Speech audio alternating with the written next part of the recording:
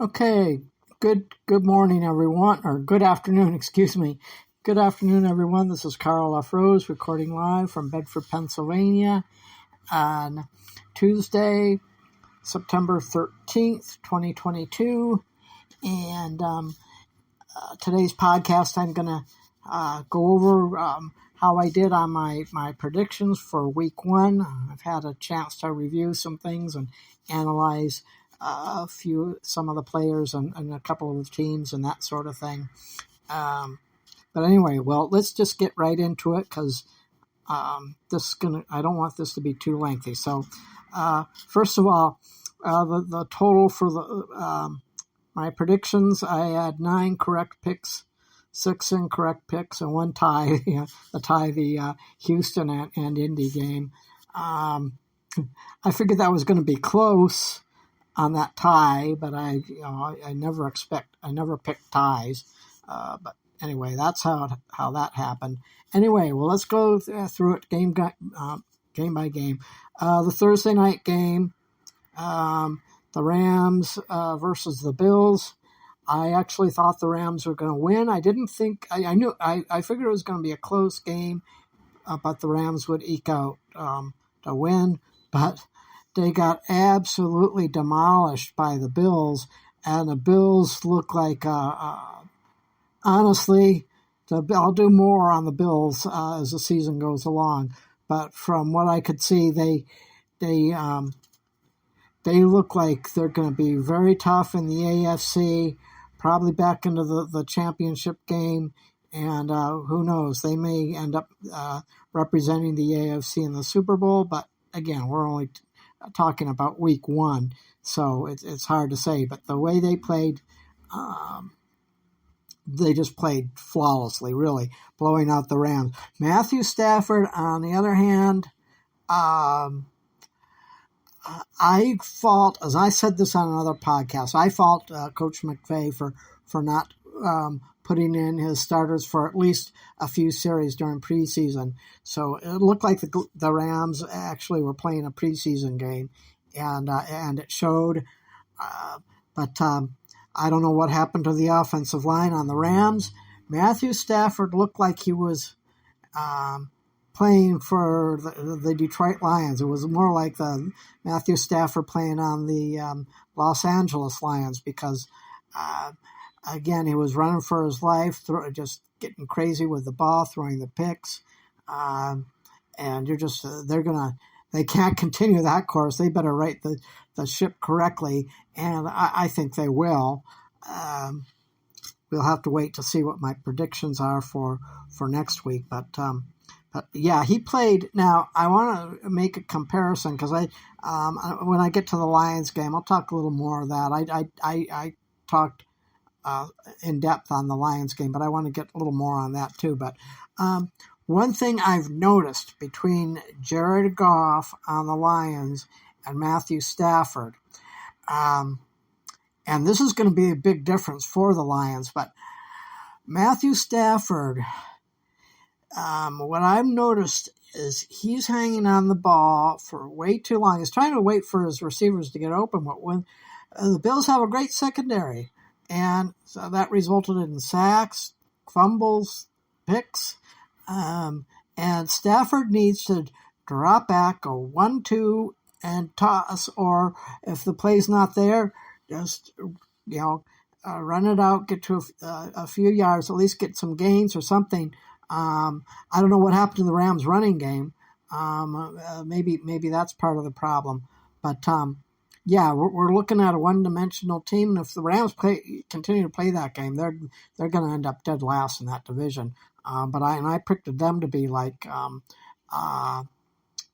13-4, something like that. But they need to really correct the ship quickly to have any chance, and that's how I feel about the Rams. But now Jared Goff, on the other hand, and why I think the Lions' offense is going to be much improved, and they scored 35 points against a really good Philadelphia team.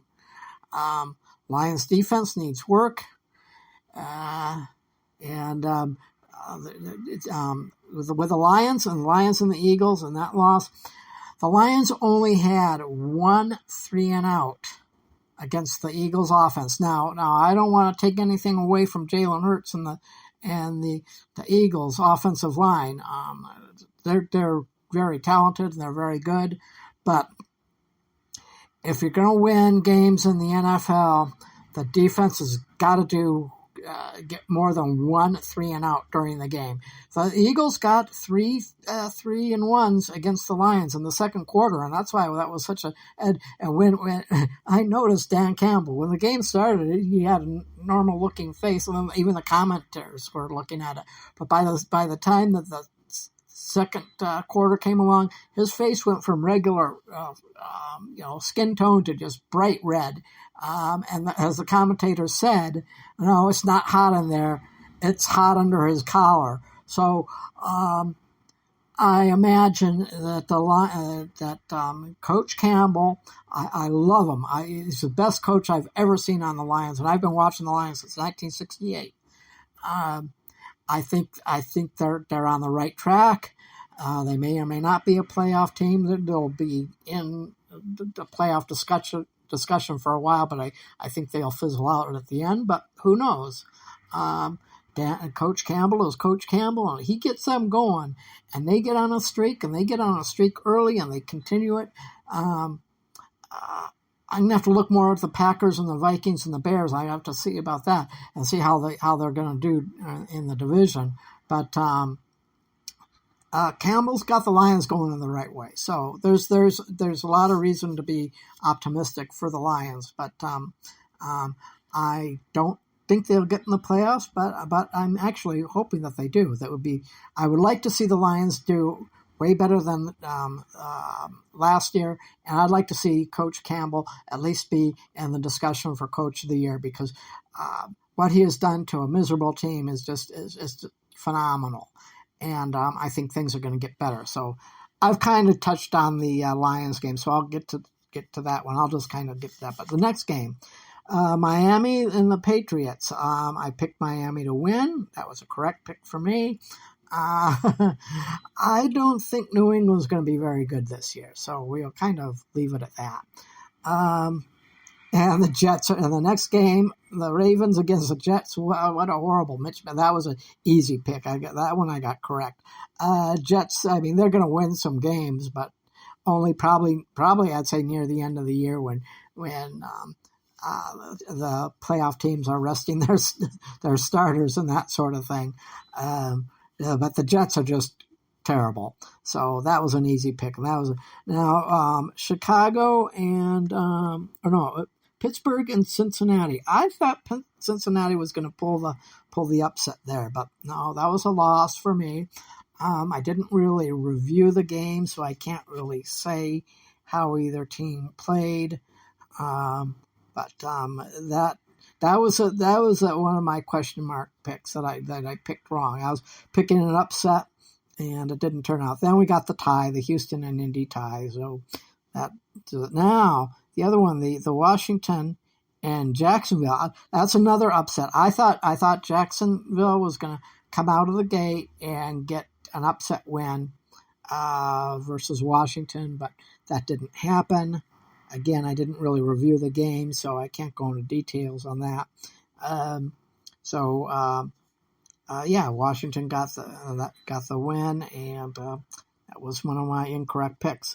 And here's a surprise: the New York Giants and Tennessee. I thought Tennessee was going to manhandle the New York Giants, but the Giants won.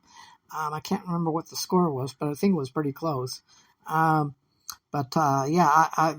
was a shocker for me. I thought Tennessee had this, but apparently they weren't ready, and the Giants probably just prepared a little bit better. It came out, and they got the win, and that was another incorrect pick on my part. That was a shock. I wasn't expecting that one. Then we go to Kansas City and Arizona. And I think Kansas City really did a number on Arizona. This is a correct pick. I picked Kansas City to win, but I looked at the score just a little bit, and I didn't think Arizona was going to get pounded by Kansas City, but I figured they would lose. That was a correct pick. I picked the Kansas City correctly. And the Chargers and the Raiders, that was a correct pick. I don't see much going on for the Raiders this year. I don't think they're going to be that good of a team. And I have personal reasons for absolutely loving the Chargers. I don't think the Chargers are going to be a very good team. In fact, I think they're going to end up in last place. Them and the Raiders are going to be battling out for last place. But the Chargers, I correctly picked them to get the win. And then here's Denver and Seattle. This kind of came this was a toss-up, actually. But I picked Denver, but actually Seattle held on to eke out a win. So that was an incorrect pick on my part. Again, didn't really review the game yet, the details. So, and it was a Monday night game, so I probably won't really review that game. Then we got Dallas and Tampa. I thought for sure that the Cowboys were going to come out and make a statement because when you're going up against Tom Brady, I don't care whether he was with New England or now that he's on Tampa, you want to go out there and make a statement. Well, apparently Dallas just fell flat on their face and Tampa got the win. I wasn't expecting that. I figured it was going to be a close game. It really wasn't, from what I could tell from the score. And so that was another loss for me. Again, and I picked, here we go, the Eagles and the Lions. I figured the Eagles were going to win. Actually, I predicted the Eagles to have a complete blowout against the Lions. That didn't work out, but I correctly picked the Eagles winning.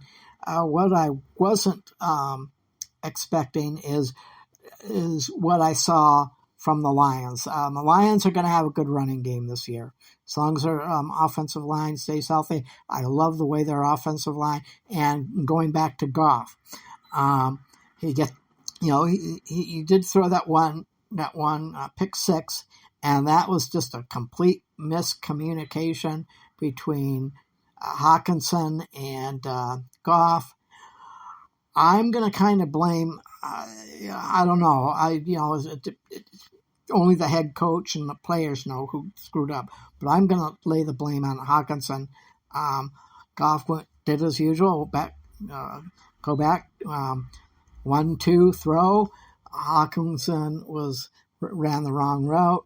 Ball went straight to the defender for a pick six, and in a way, so I'll say Hawkinson screwed up on the route, but again, and I will also say that Goff should have realized that and 1-2, and then just maybe overthrow the ball out of bounds, and then just say, kind of let Hawkinson know. That would have been better, but he threw it straight to the defender. So I fought both players, and I'm sure Coach Campbell has addressed that. But anyway, I correctly picked an Eagles win on that. Now here's another one. I thought the 49ers were going to, it was a toss-up, and I thought the 49ers were going to come out with a win against the Bears, but no, I picked wrong, and the Bears came out with a victory. This is a game now the following game, I picked Minnesota correctly to beat Green Bay, and apparently they did a number on it. I need to evaluate that game. I need to see just where Minnesota went good and where Green Bay went bad, and kind of compare that and go into that and see how that's going to affect the Lions, because obviously the Lions are going to be looking at some of those things, and all I got to say for their division rivals is and including Bears. I know the Bears have a good front line, but Lions are going to run up on the other teams, and I think they're going to run over Green Bay real well. But that's this will be for other podcasts and other predictions and stuff. Anyway, well, I got the win on that one, and I correctly picked the Saints over Atlanta. I didn't really watch too much, but I got that one right. And then Cleveland and Carolina, I correctly picked Cleveland. Carolina is not going to be a very good team this year, and Cleveland has improved. So still, Cleveland, I don't think they're good enough to win the division, but they're going to be giving the Steelers and the Ravens. They're going to give them fits. I don't think Cincinnati is going to be as good. I don't see Cincinnati either winning the division or I don't think that they'll probably be in the playoffs, maybe, and I'll just say maybe, but I don't see them going to. Buffalo's just too darn good. But anyway, that sums it up. Again, my total correct picks were 9, incorrect picks were 6, and then, of course, the Houston and Indy game that ended up in a tie. Anyway, well, until next week, we will talk to you later, and have a good day.